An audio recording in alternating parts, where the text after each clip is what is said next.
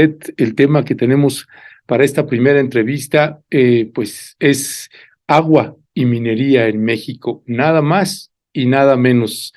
Así que tenemos como invitado, Violeta, al doctor Adrián Pedroso Acuña, director del Instituto Mexicano de Tecnología del Agua, precisamente de la Semarnat, a quien le damos la más cordial bienvenida. Doctor Adrián Pedroso Acuña, muchas gracias por tomarnos la llamada. Bienvenido. Muy buenos días, Ernesto, Violeta, con el gusto de saludarlos y un saludo a todos su auditorio. Es un placer estar aquí con ustedes.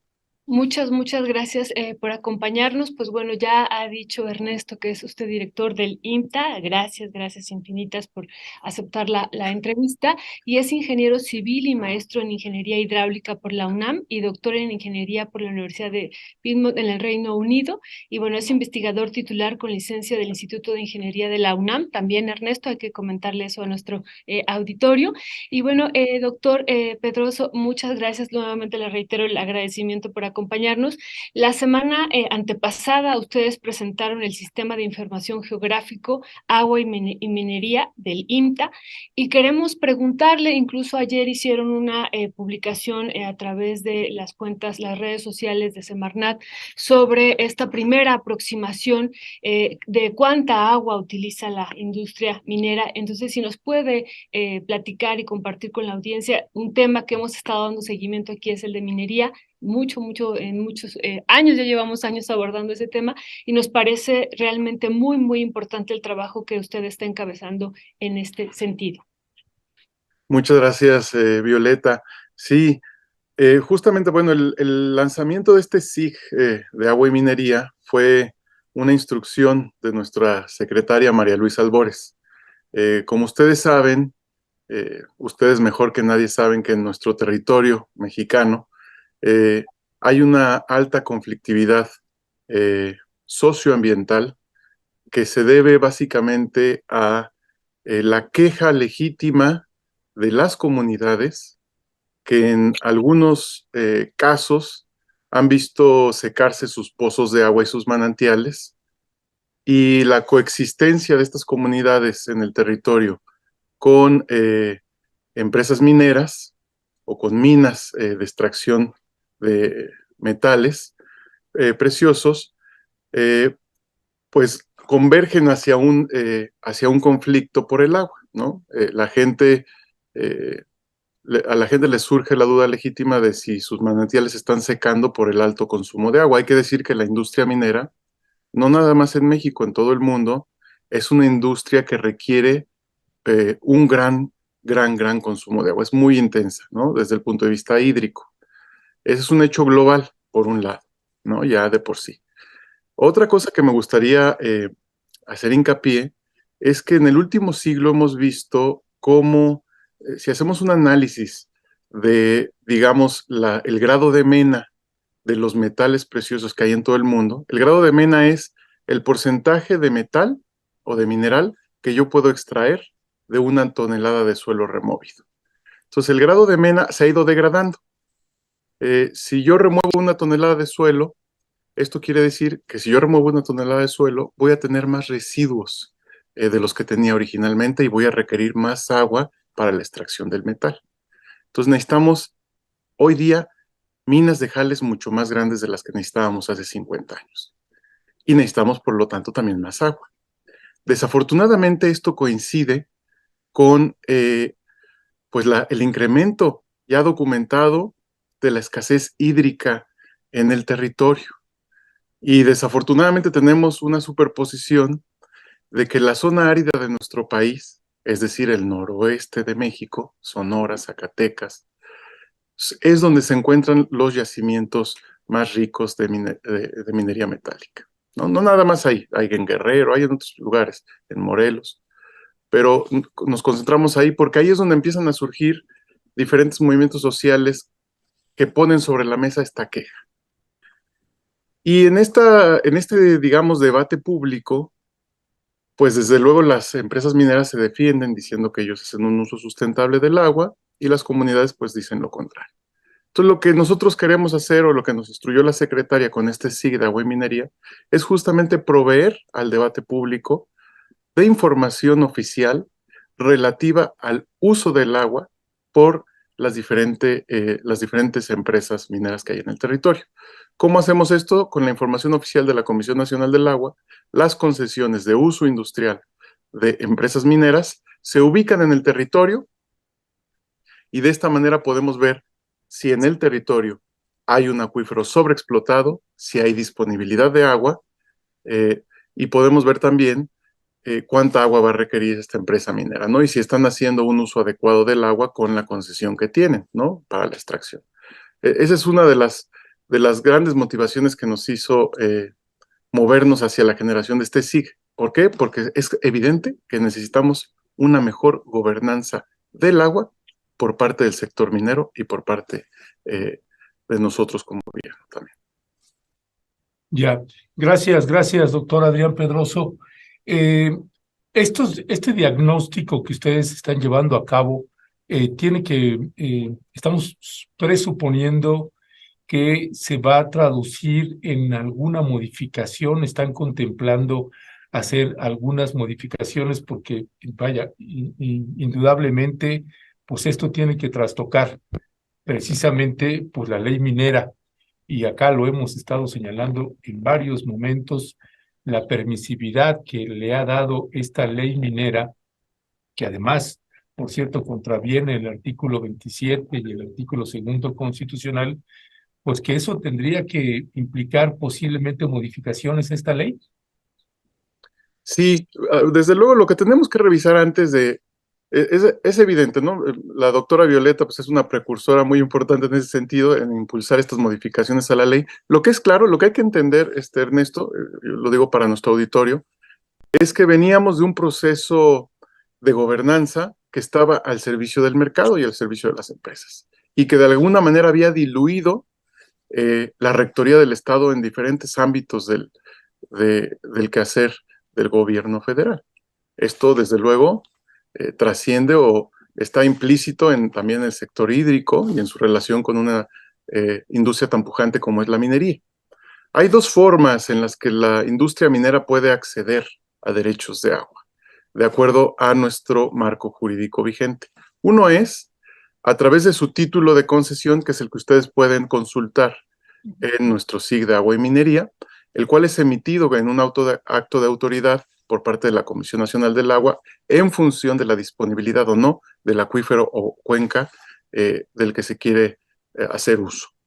El otro elemento muy importante que nosotros hemos detectado como una señal de alerta, sobre todo para zonas áridas, repito, de nuestro país, es la posibilidad que tienen estas empresas de hacer uso del agua de laboreo, que no es otra cosa sino es aquella agua que se expone del nivel freático cuando hacen los tajos, ¿no? En el territorio. Cuando se hace el tajo, se expone, digamos, a la atmósfera el nivel freático y ellos tienen la posibilidad de extraer esa agua y utilizarla para sus diferentes actividades en el sector minero.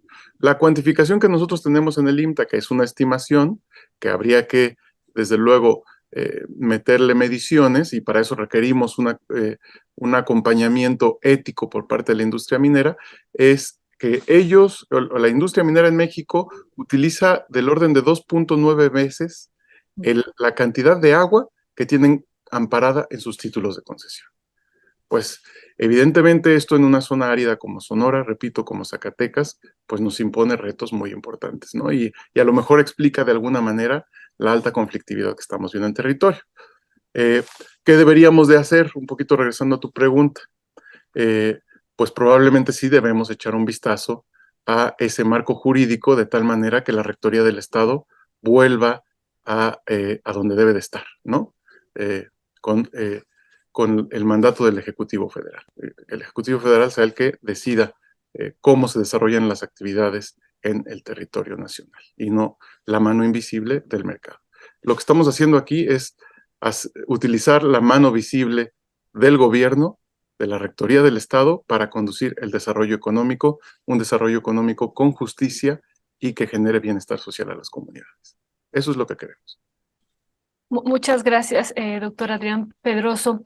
En la presentación que nos está haciendo favor de compartir la producción, vemos algunas láminas muy importantes y una de ellas habla de esta escasez del agua y la amenaza climática que ustedes están vislumbrando como más grande para la industria, ¿no?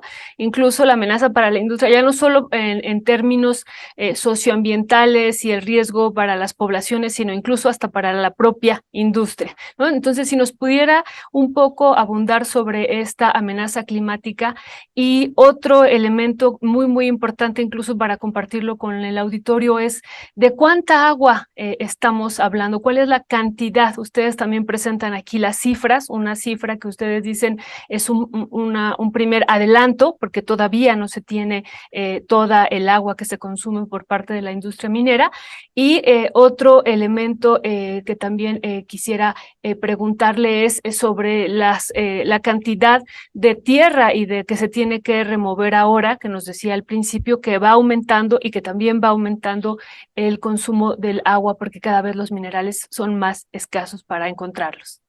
Sí, muchas gracias, Violeta. Sí, justamente, a ver, este escenario de escasez o de crisis climática, la crisis climática que estamos viviendo en el planeta es una crisis de agua finalmente, ¿no? El agua es el vector principal de todos la crisis de diferentes elementos en el planeta, ¿no? Y entre ellos, desde luego, la crisis que se avecina en la industria minera. Los riesgos que la industria minera enfrenta son inmensos, y eso no lo decimos nosotros desde el Instituto Mexicano de Tecnología del Agua. Eso salió en un reporte de Standard & Poor's en 2021. Standard & Poor's, como ustedes saben, es una empresa que se dedica a dar asesoría financiera a las diferentes industrias globales en el territorio. Entonces, ellos ya avecinan por el tema del cambio climático y del incremento de la escasez de agua, que va a haber esta competencia por el agua. El agua soporta la vida, soporta el ambiente y soporta las actividades económicas, entre ellas la minera. Entonces, si estamos en un escenario de escasez, si estamos con una industria que además induce o genera residuos tóxicos a los que hay que darles un manejo adecuado, pues esa escasez se incrementa, ¿no? Si no le damos un tratamiento adecuado a nuestras aguas residuales, con lo cual nos conduce a una narrativa de conflictividad sí o sí. Y la conflictividad, desde luego, aleja las inversiones o, digamos, limita que se desarrolle la actividad económica, ¿no? Entonces, la crisis hay que atenderla y la única manera de atender esta crisis que estamos enfrentando desde el punto de vista hídrico es con información y con transparencia. Y por eso estamos haciendo el SIG, ¿no? Eso sería lo primero, para partir de una información base que nos sirva a todos. Ahora bien, ¿cuánta agua? Me preguntabas, ¿cuánta agua tiene la industria minera en su poder hoy día en México?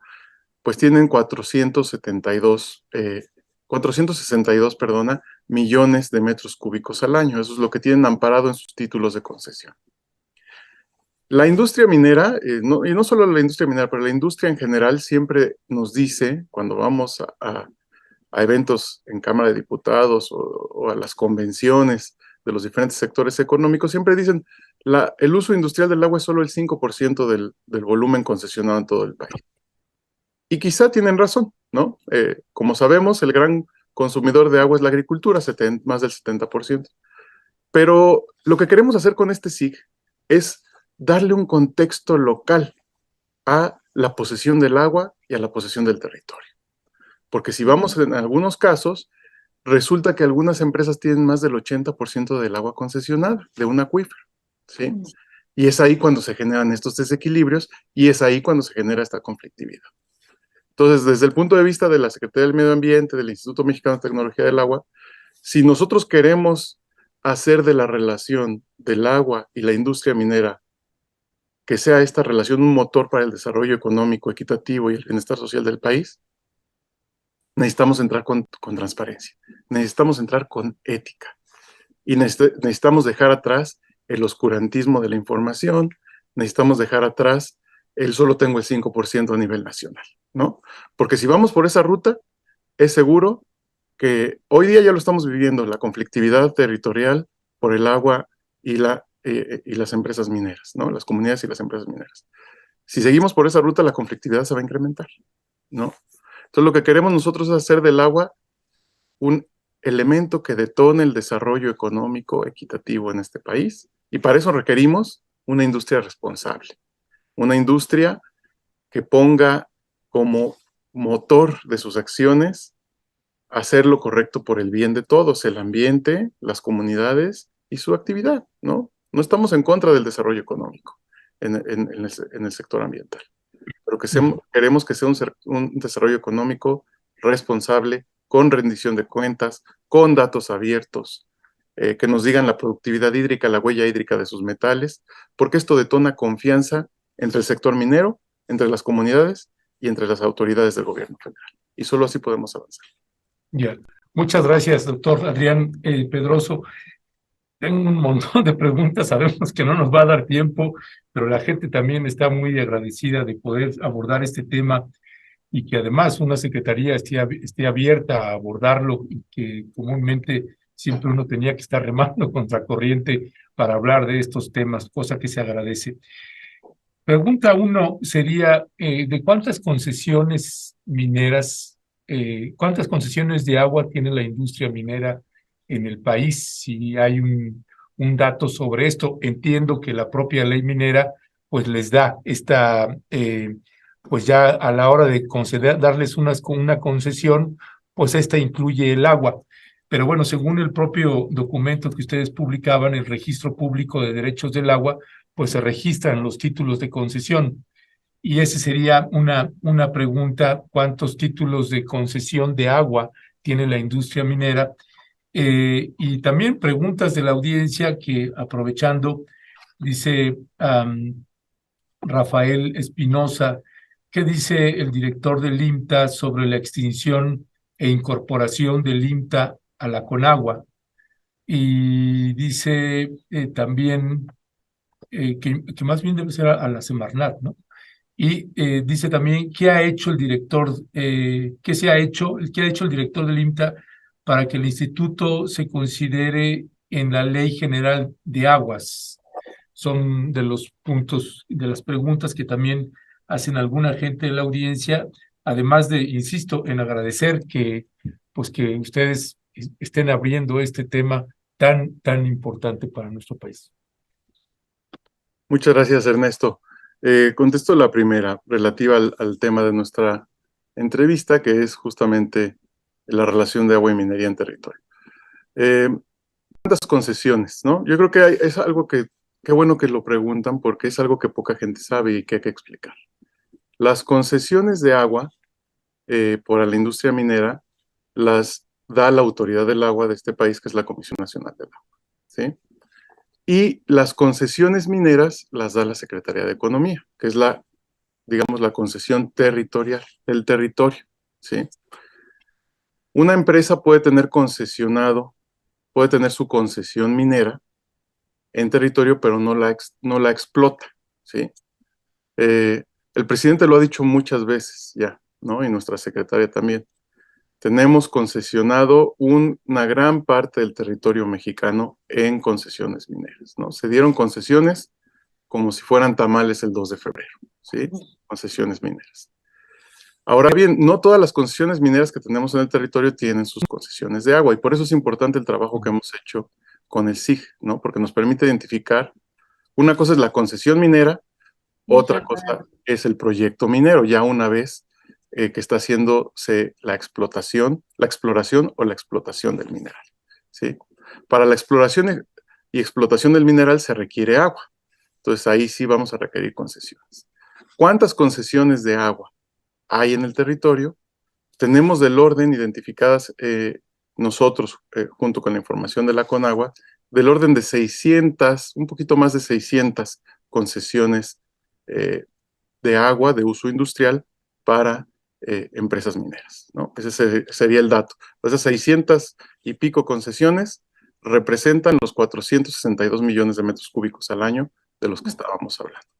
Entonces, para dar claridad, porque muchas veces la gente no entiende esto, ¿no? Tenemos mucho territorio concesionado en este país para minería, sin uso, sin explotación, ¿Y por qué se dio esto en los sexenios anteriores? Pues porque hay una especulación financiera de estas concesiones, ¿no? Las concesiones entran al mercado de la Bolsa de Valores de Nueva York y cotizan y les permite darle más valor a una empresa que tiene la concesión, aunque no la esté explotando. Entonces también se prestó a especulación financiera por las grandes empresas.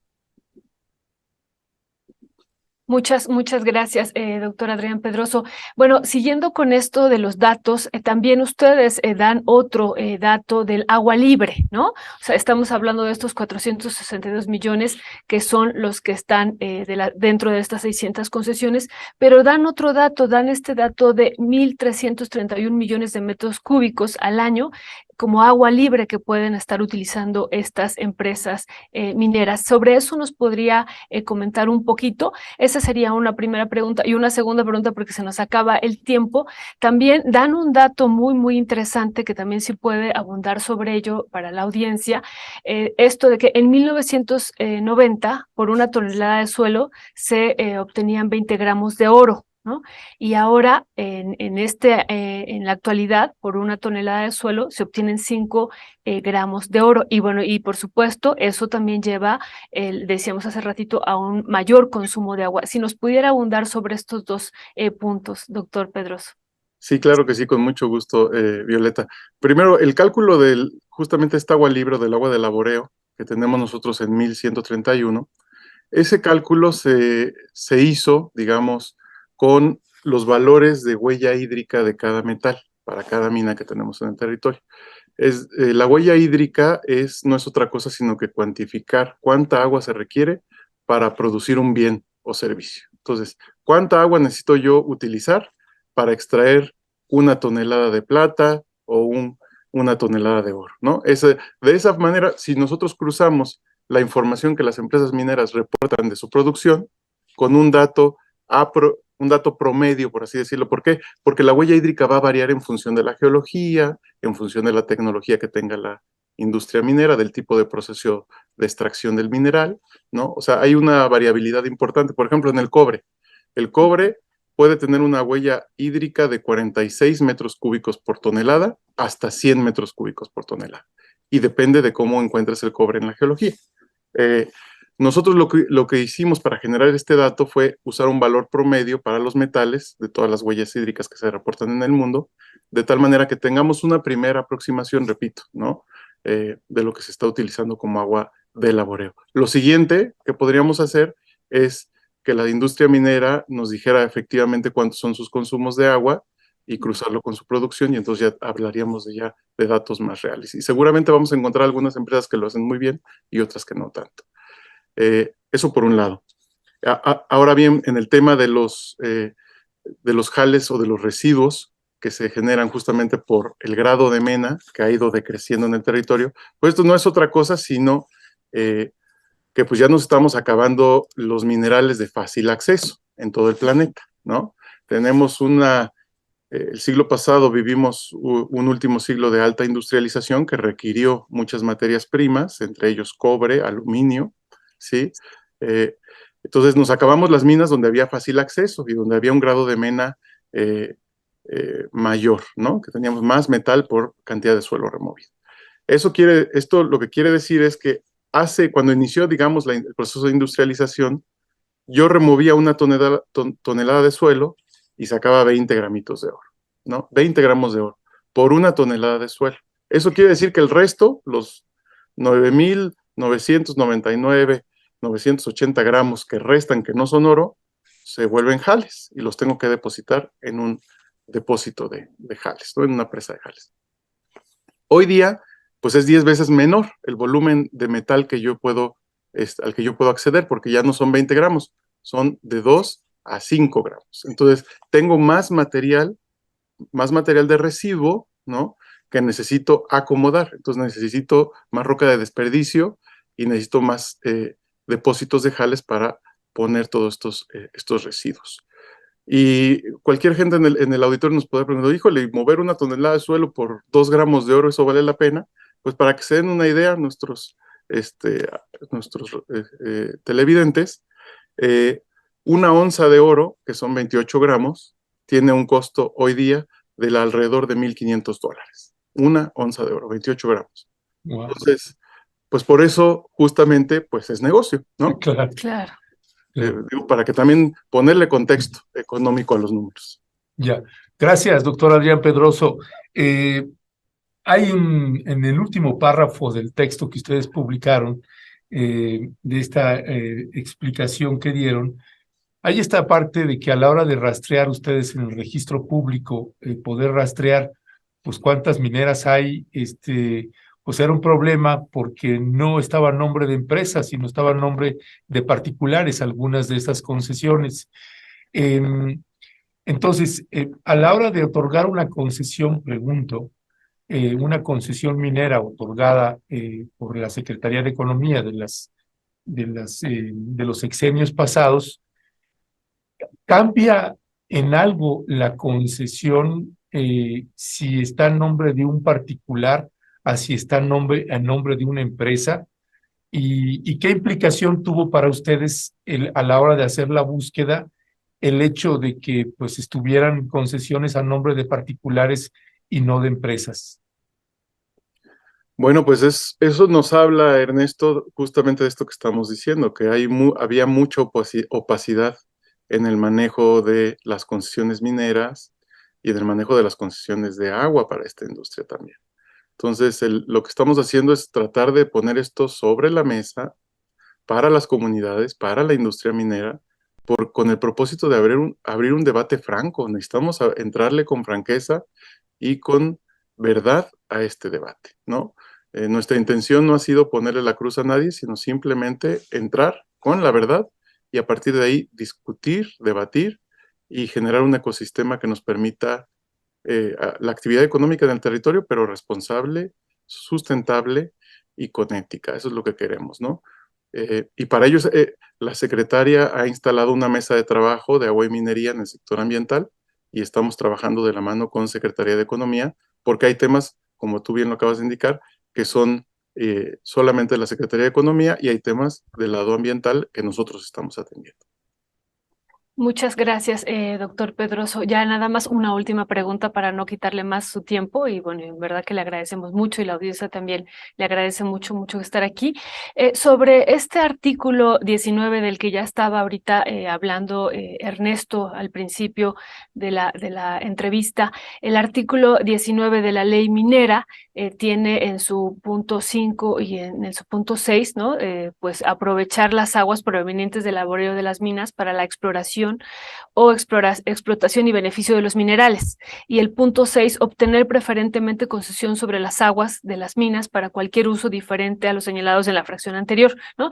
Y esto, doctor Pedroso, ¿cómo tendría que modificarse si hubiera una posibilidad de modificarlo en el sentido de que las concesiones mineras no le confieran el derecho a la industria minera sobre el tema del agua? ¿Cómo tendría que ser esta modificación desde su perspectiva? Muy buena pregunta. Sí, bueno, es evidente que tendríamos que meter el agua del laboreo en una concesión específica, ¿no? Es evidente que esa agua se tiene que reportar a la autoridad. Se tiene que reportar y tiene que generar el pago de derechos también, ¿no? Claro. Entonces, esa sería nuestra posición. Es justamente la discusión que estamos teniendo hoy día en el sector ambiental, ¿no? Este tipo de preguntas, ya tenemos muy claro qué es lo que habría que modificar y ahorita estamos un grupo de trabajo abocados a tratar de proponer modificaciones en beneficio de nuestro país, que pues ya será decisión de nuestro presidente, de nuestras secretarias, si transitan o no transitan, ¿no? Pero el gobierno de México está comprometidísimo revisando qué se puede modificar en nuestro marco jurídico, de tal manera que tengamos un ambiente saludable y un sector minero pujante. Doctor Adrián Pedroso Acuña, le queremos agradecer muchísimo. Perdón que lo diga, pero se oye hasta música de pensar que realmente lo estén considerando y que pueda llevarse a cabo pues una reforma a la ley minera y desde acá que lo hemos estado revisando y Violeta, la doctora Violeta Núñez, que lo ha estado colocando, pues ojalá que pueda haber no solamente unas reformas, sino unas derogaciones a varios de esos artículos de esa ley minera que le hemos estado revisando una y otra vez. Y también da gusto saber que hay una articulación entre secretarías de Estado, que nos parece que eso también hacía falta para atender un problema de manera más estructural y de fondo, y no solamente en la forma. Así que muchas gracias, doctor Adrián Pedroso, le agradecemos que nos haya tomado la llamada. Y muchas gracias por todo su trabajo que están haciendo, muy, muy importante y que no se había hecho en los sexenios anteriores por obvias razones, así es que gracias, en verdad. Muchas gracias a ustedes por su periodismo comprometido. Gracias. Gracias. Hasta luego. Lindo Gracias. día.